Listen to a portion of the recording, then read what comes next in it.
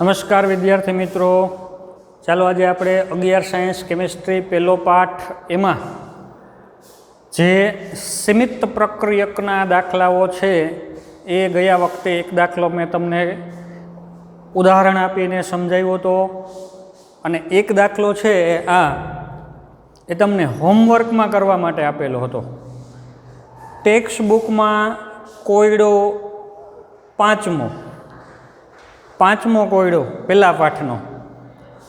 આમ તો ગણતરી કરીને ટેક્સ્ટ બુકમાં આપેલો જ છે, આની ગણતરી છે એ ટેક્સ્ટ બુકમાં કરેલી છે, પણ ગણતરી તો ઘણી રીતે થઈ શકે, બરાબર.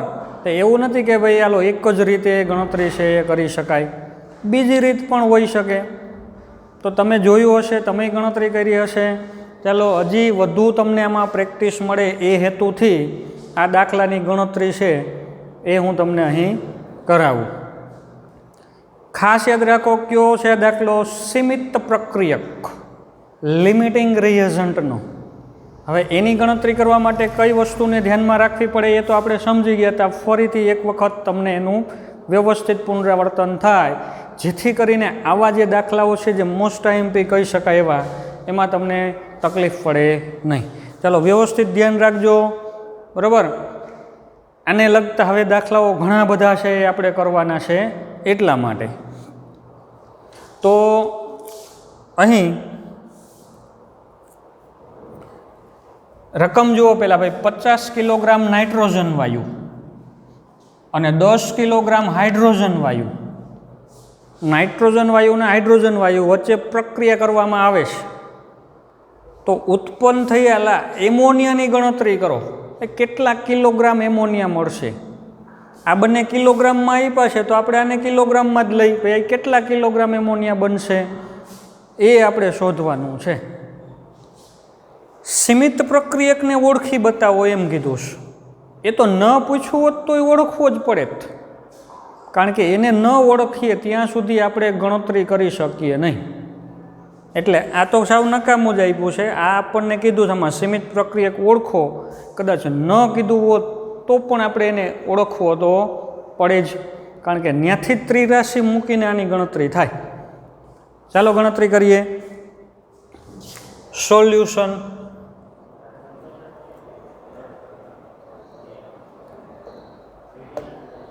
પાંચમા કોયડાનું સોલ્યુશન જોઈએ. હવે આપણી રીત તો તમને ખબર છે, બરાબર. રીતમાં શું લખવાનું છે? તો સૌથી પહેલાં તમારે લખવી પડે ભાઈ રાસાયણિક પ્રક્રિયા. જે રકમમાં આપેલી છે એ રાસાયણિક પ્રક્રિયા લખવી પડે. રાસાયણિક પ્રક્રિયા લખાઈ જાય પછી એની તત્વયોગ મિતિ લખવી પડે. એના ઉપરથી જ બધી ગણતરીનો આધાર હોય. ત્રિરાશિ તત્વયોગ મિતિ ઉપરથી જ બને. તત્વયોગ મિતિ અહીં લખવી પડે અને એ તત્વયોગ મિતિને જરૂર મુજબ ફેરવવા માટે થોડીક જગ્યા રાખવાની થાય છે. અને પછી અહીં ગણતરીનો પોર્શન છે એ આવે. તો આ જ રીત તમારે અપનાવવાની છે. જો તમારા ગણતરીમાં ભૂલ ન થવા દેવી હોય તો તમને જેમ કહેવામાં આવે એવી જ રીત તમારે અનુસરવાની. ઉતાવળથી એવું નહીં કહો, આવું તો આપને ખબર જ છે કે આવે ફટાફટ હાલો મંડી લખવા, ભૂલ થઈ જશે મને ખબર છે. એટલા માટે વ્યવસ્થિત નોંધ કરવાની, પછી વ્યવસ્થિત સ્ટેપ બાય સ્ટેપ જ જવાનું, બરાબર. કારણ કે શીખતા હોય ને ત્યારે સ્પીડનું મહત્ત્વ નથી, ધ્યાન દેવાનું મહત્ત્વ છે. કોઈ મુદ્દો ભૂલાઈ ન જાય એ જોવાનું છે. ભલે એક દાખલો ગણવા માટે 15-20 મિનિટ થાય, શીખતા હોય ત્યારની વાત છે.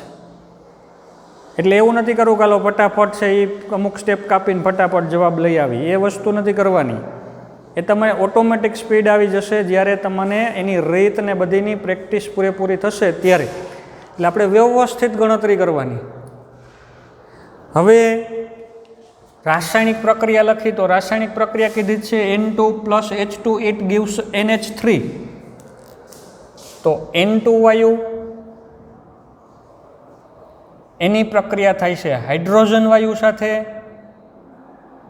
નાઇટ્રોજન વાયુ અને હાઇડ્રોજન વાયુ બંને પ્રક્રિયા કરી અને એમાંથી ખાતર માટે અગત્યનો એવો એમોનિયા વાયુ છે એ બનાવે છે, હેબર પદ્ધતિ. બરાબર, બેલેન્સ કરવી પડે પ્રક્રિયા. ભાઈ એક નાઇટ્રોજન 1 મોલ છે એટલે 2 નાઇટ્રોજન પરમાણુ આવે N2. તો અહીંયા તમારે 2 પહેલાં કરવા પડશે એટલે 2 નાઇટ્રોજન થઈ ગયા. તો હાઇડ્રોજન થયા 3 દૂને 6. આને 6 કરવા માટે અહીંયા મારે 3 કરવા પડશે. તો આ પ્રક્રિયા છે એ બેલેન્સ થઈ ગઈ. બરાબર, હવે ગણતરીમાં અહીંયા શું આવશે એની નોંધ કરી લઈ, રકમ વાંચીને. જ્યાં જે આપેલું છે એ આપણે દર્શાવી દેવાનું.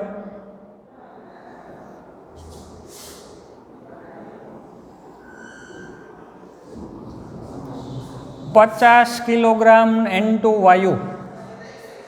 N2 વાયુ આપણને આપી દીધો છે.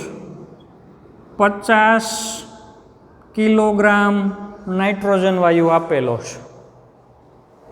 10 કિલોગ્રામ હાઇડ્રોજન વાયુ. તો ભાઈ આ હાઇડ્રોજન વાયુ 50 કિલોગ્રામ છે એ નાઇટ્રોજન, તો સામે એની સામે પ્રક્રિયા કરવા માટે 10 કિલોગ્રામ હાઇડ્રોજન વાયુ લીધો. ઉત્પન્ન થયેલા એમોનિયાની ગણતરી કરો. તો ભાઈ એમોનિયા કેટલા કિલોગ્રામ બને, એટલે કે એનું દળ કેટલું હોય, કેટલા કિલોગ્રામ એનું દળ થાય, એ આપણને પૂછેલું છે રકમમાં. તો આની આપણે ગણતરી છે એ કરવાની છે. બરાબર, તો હવે એને ગણવા માટે અહીંયા તત્વયોગમિતિ મૂકવી પડશે આપણે ત્રિરાશિ બનાવવા માટે, કારણ કે ત્રિરાશિ બને તો જ ગણતરી થાય. તો એના માટે તત્વયોગમિતિ અહીં મૂકવી પડે. તત્વયોગમિતિ એમ કહે છે અહીંથી ભાઈ આ કેટલું છે, તો 1 મોલ છે. તો એની સાથે પ્રક્રિયા કરવા માટે હાઇડ્રોજન કેટલો જોઈએ, તો તત્વયોગમિતિ એમ કહે છે કે 3 મોલ જોઈએ. 1 mall hydrogen 3 mall 1 mall nitrogen વાયુ 3 મોલ હાઇડ્રોજન વાયુ સાથે પ્રક્રિયા કરે તો એમોનિયા કેટલો મળે, તો તત્વયોગમિતિ એમ કહે છે કે એ 2 મોલ બને. બરાબર, તો આપણે તત્વયોગમિતિ લખી નાખી મોલમાં. 1 મોલ 3 મોલ 2 મોલ.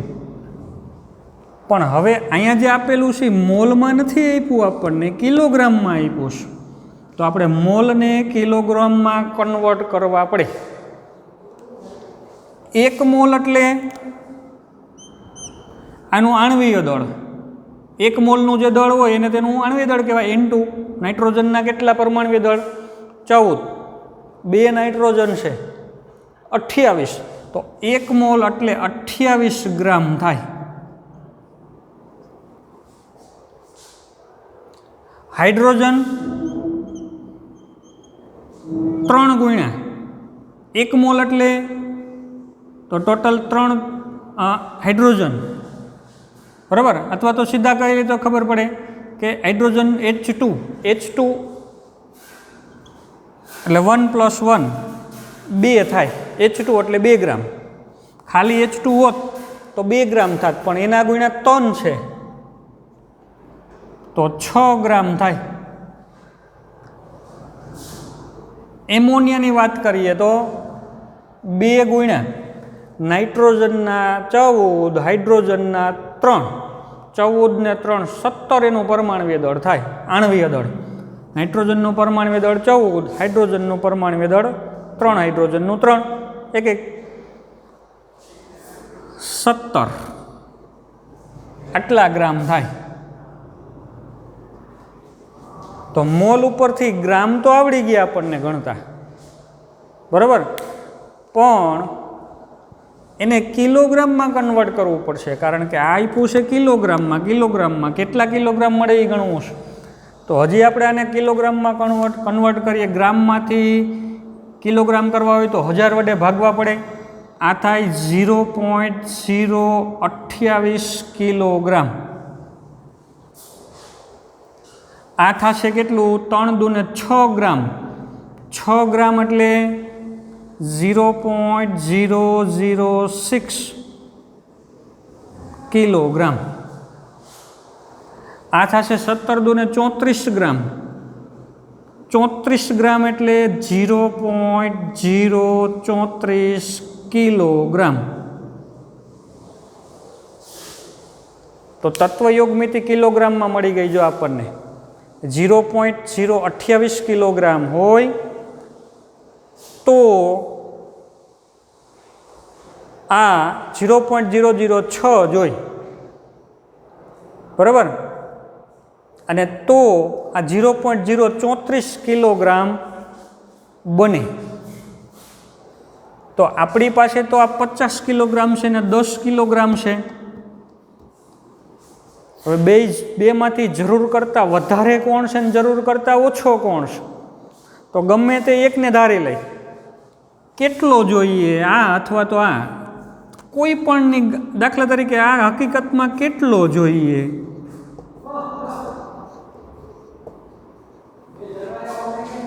આ 10 કિલોગ્રામ હોય તો આ હકીકતમાં જોઈ કેટલો? એમ મારે થયું તો મેં આની ગણતરી કરી. તમને કદાચ એમ થાય કે મારે આની ગણતરી કરવી તો એ નહીં કરી શકો. કોઈ પણ બે આપેલા હોય એમાંથી એકને ચેક કરી લેવાનો, ભાઈ કેટલો જોઈએ. તો વાસ્તવમાં કેટલો જોઈએ એની ગણતરી કરી જોઈએ. જો આ 0.006 હોય તો 0.028 જોઈ, તો આ 10 જોઈ કેટલો? આમ તો આ કેટલો જોઈએ? તો 10 ગુણ્યા 0.028, 10 એને ગુણ્યા 0.028 અને એના છેદમાં આવશે આ 0.006. હાલો, આ બંનેનું તમે સાદુરૂપ આપો આટલું 0.028 ભાગ્યા 0.006 એટલે એનો જવાબ મળશે તમને 46.67.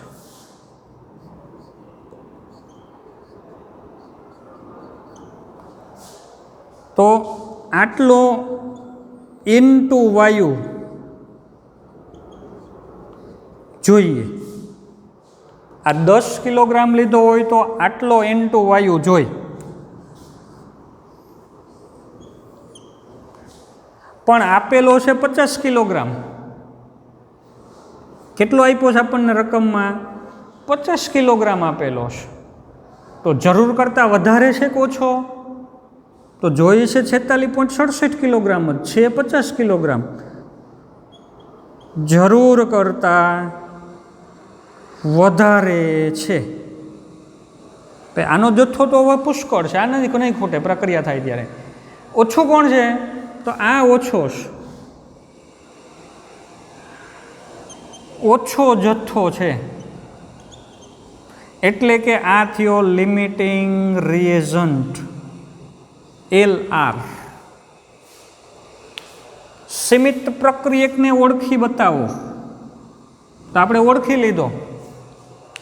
કોણ છે સીમિત પ્રક્રિયક? હાઇડ્રોજન વાયુ.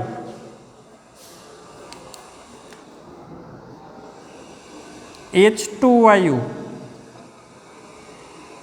સીમિત પ્રક્રિયક થશે.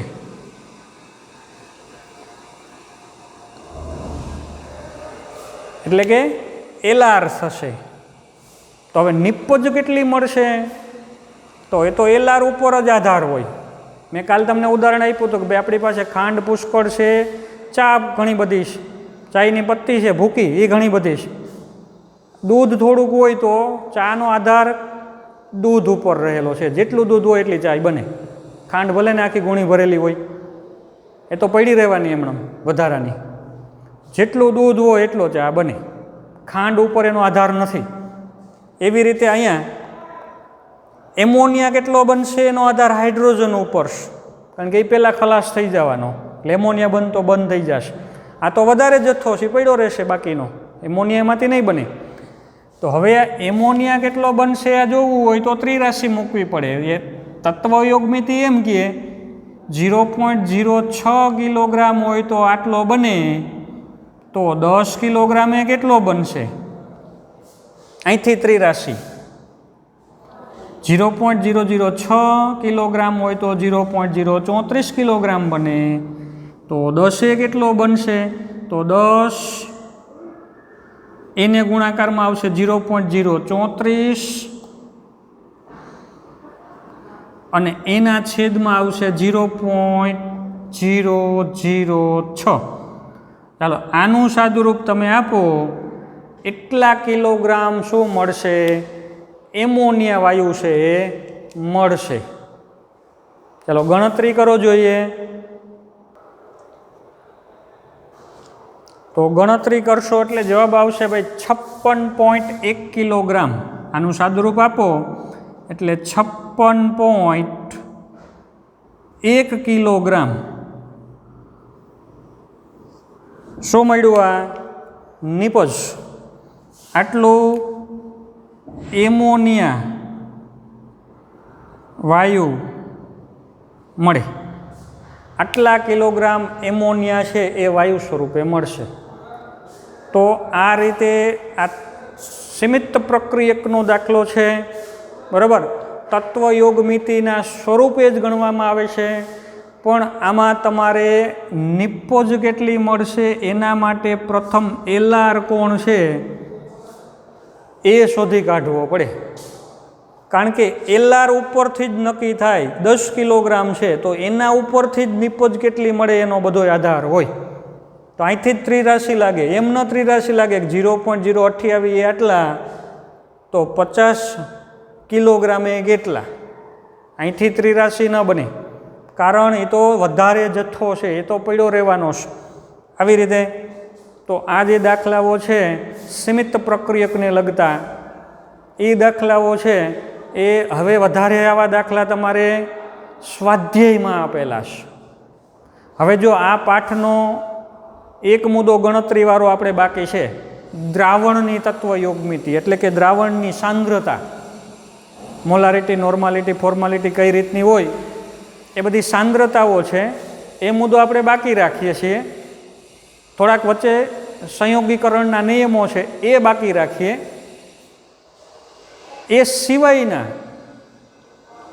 દાખલાઓ, મોલ સંકલ્પના ઉપર આધારિત દાખલાઓ હતા, માસ્ટર સૂત્ર ઉપર આધારિત દાખલાઓ લીધા, બંધારણીય ટકાવારી શોધવાના દાખલાઓ ગણ્યા, ટકાવારી ઉપરથી બંધારણીય સૂત્ર મેળવવાના દાખલાઓ ગણ્યા, તત્વયોગમિતિના દાખલા ભણ્યા આપણે, અને છેલ્લે આ સીમિત પ્રક્રિયકના દાખલાઓ ભણ્યા. તો આટલા દાખલાઓ છે એના ઉપર આધારિત હવે જે સ્વાધ્યાયના દાખલાઓ છે એનો અભ્યાસ આપણે કરવો છે, બરાબર. અને પછી જે પોઈન્ટ બાકી છે એ આપણે પછીથી છે લઈશું. તો હવે દરેકે પોતાની ટેક્સ્ટ બુકમાં જે સ્વાધ્યાયના દાખલાઓ આપેલા છે, ચાલો તમારી ટેક્સ્ટ બુક ખોલીને એમાં સ્વાધ્યાયના દાખલાઓ છે એ તમે ખોલો. એમાં મારે તમને હોમવર્ક માટે જે દાખલાઓ છે એ આપવા છે. તો દરેક પોતાની ટેક્સ્ટ બુક ખોલે, એમાં સ્વાધ્યાયના દાખલાઓ છે એ કાઢીને રાખે.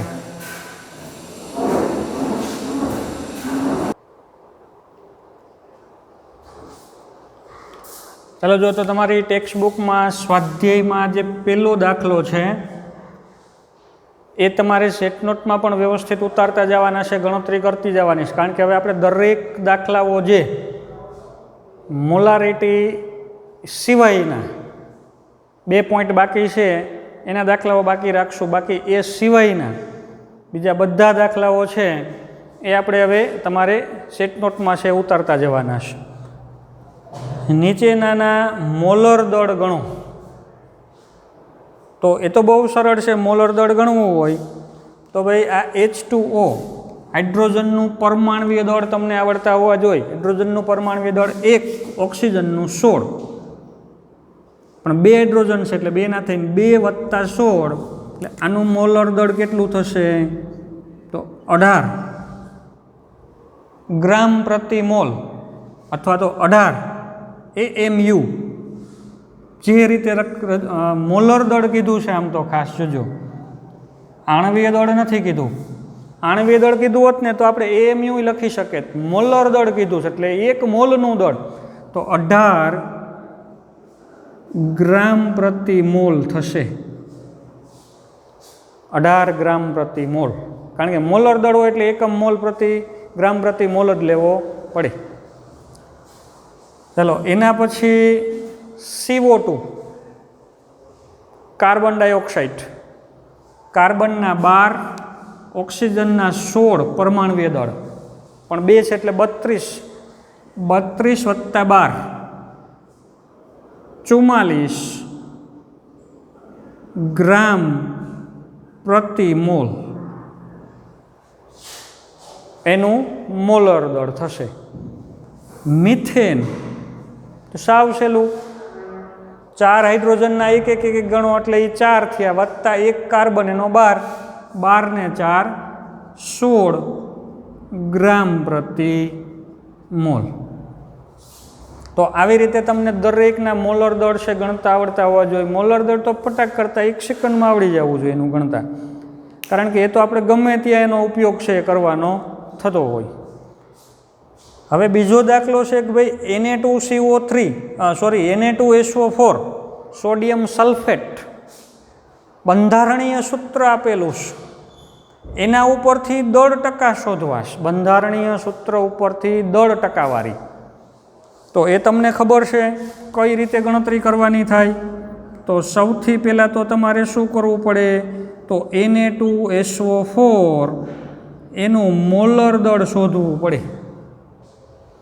2 સોડિયમનું મોલર દળ રાઉન્ડ ફિગરમાં લઈ તો 23નું નજીક છે પણ આપણે 23 લઈ. 2 સોડિયમ એટલે 23 × 46 થશે, વત્તા 1 સલ્ફર, સલ્ફરની તમને ખબર છે 32, 4 ઓક્સિજન તો 16 ચોખ્ખું 64 થશે.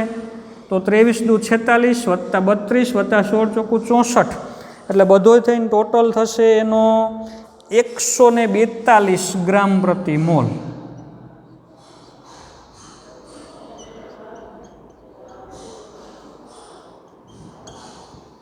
તો આ એનું મોલર દળ થયું. કુલ રોકાણ આટલું, બરાબર.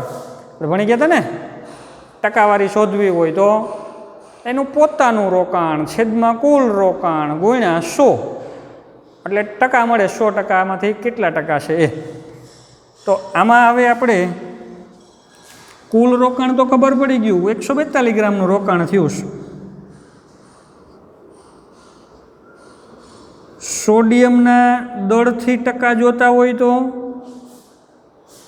તો એનું રોકાણ સોડિયમનું કેટલું છે, 23 × 46 ભાગ્યા 142 ગુણ્યા 100 કરો, સોડિયમના દળ ટકા મળશે.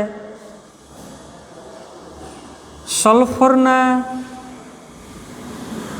ટકા જોઈતા હોય દળથી ટકા, તો એનું રોકાણ છે 32 ગ્રામ. સલ્ફર 32 ગ્રામ આવેલો છે, ભાગ્યા કુલ 142, એને ગુણ્યા 100 કરો એટલે એનો જવાબ છે મળશે. શેમાં જવાબ મળશે? દરેક ટકામાં મળશે. ખાસ યાદ રાખજો, આટલા ટકા.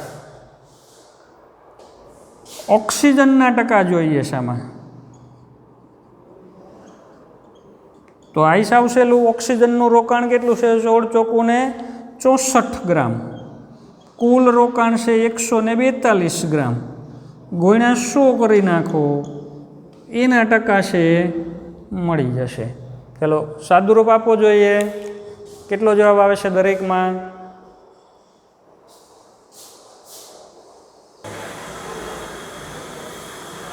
ચાલો તો 32.37 અથવા પોઈન્ટ પછી જરાક ફેરફાર હોય તો ચાલે, કારણ કે આજે મેં ગણતરી લખેલી છે એ તમને જે આપેલું છે, કઈ આપેલી છે તમને? તો ભાઈ કુમાર પ્રકાશનની જે આપેલી છે તમને લોકોને, એના મુજબ મેં આ જવાબ છે અહીં લખેલા છે.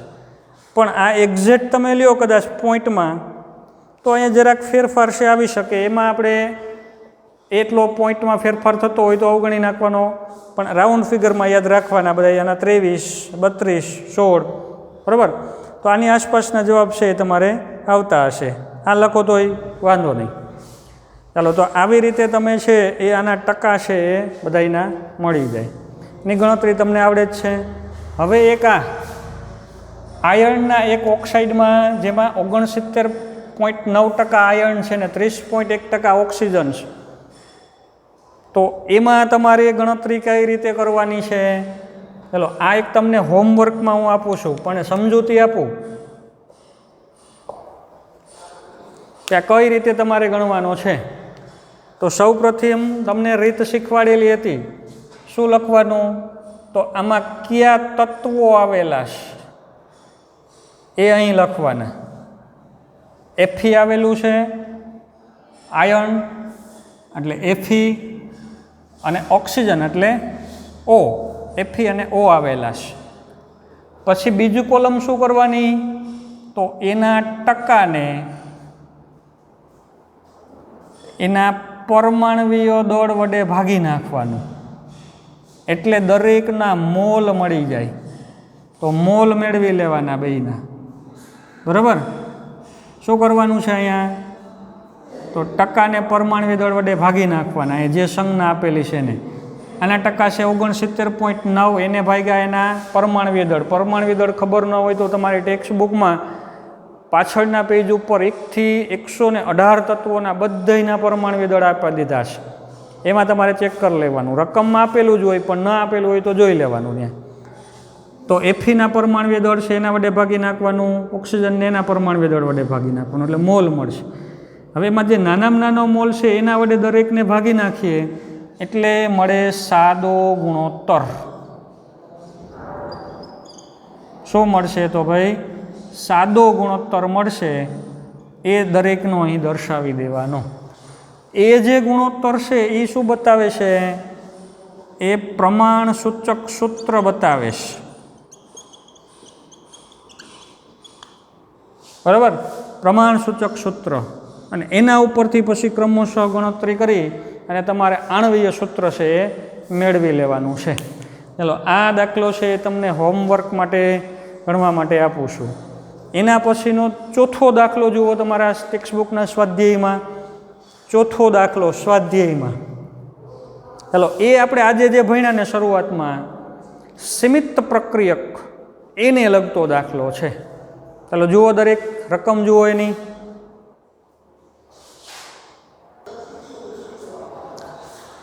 ચાલો, તો ચોથો દાખલો છે આ પણ તમારે હોમવર્કમાં છે કરવાનો છે. આજે આપણે જે શરૂઆતમાં સીમિત પ્રક્રિયક ભણ્યા અને એના અગાઉ જે તત્વયોગમિતિ ભણ્યા એના દાખલાઓ છો. 1 મોલ કાર્બનને હવામાં બાળવામાં આવે તો કાર્બન ડાયોક્સાઇડ કેટલું થશે ઉત્પન્ન? કાર્બનને હવામાં બાળીએ એટલે પહેલાં તો તમારે શું કરવું પડશે? અહીંયા પ્રક્રિયા લખવી પડશે દરેકમાં. કોની?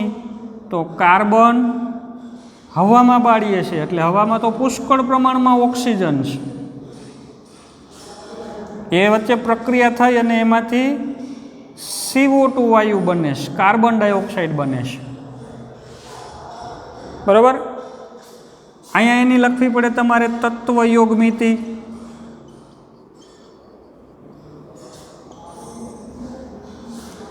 અને અહીંયા આવશે એની ગણતરી.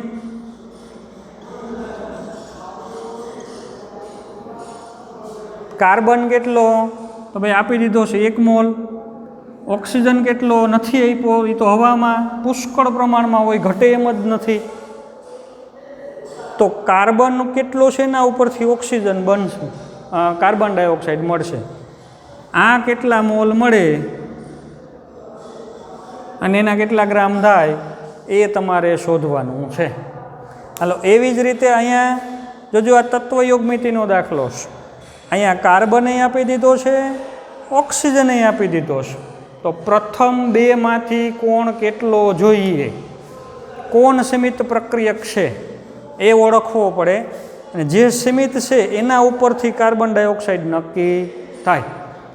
આમાં પણ એવું છે, એ 2 મોલ કાર્બન આપ્યો છે, 16 ગ્રામ ડાયઓક્સિજન આપ્યો છે, તો બંનેમાંથી પેલા LR કોણ, બંનેમાંથી LRની ગણતરી કરવી પડે. આમાં પણ પ્રથમ LR જાણવો પડે, એના ઉપરથી કેટલો કાર્બન ડાયોક્સાઇડ મળે એ ગણતરી તમારે કરવાની છે. તો આપણે શરૂઆતમાં જે સીમિત પ્રક્રિયક ભણી ગયા એના દાખલાઓ છે આ, બરાબર. બંને આ ખાલી તત્વયોગમિતિનો દાખલો છે, કારણ કે આમાં એક જ આપ્યો છે ખાલી કાર્બન. આ તો કીધું જ છે પુષ્કળ છે હવામાં એમ, એટલે આ સીમિત છે, તો આમાં સીમિત ગણવાનો નથી, સીધી ગણતરી કરવાની છે.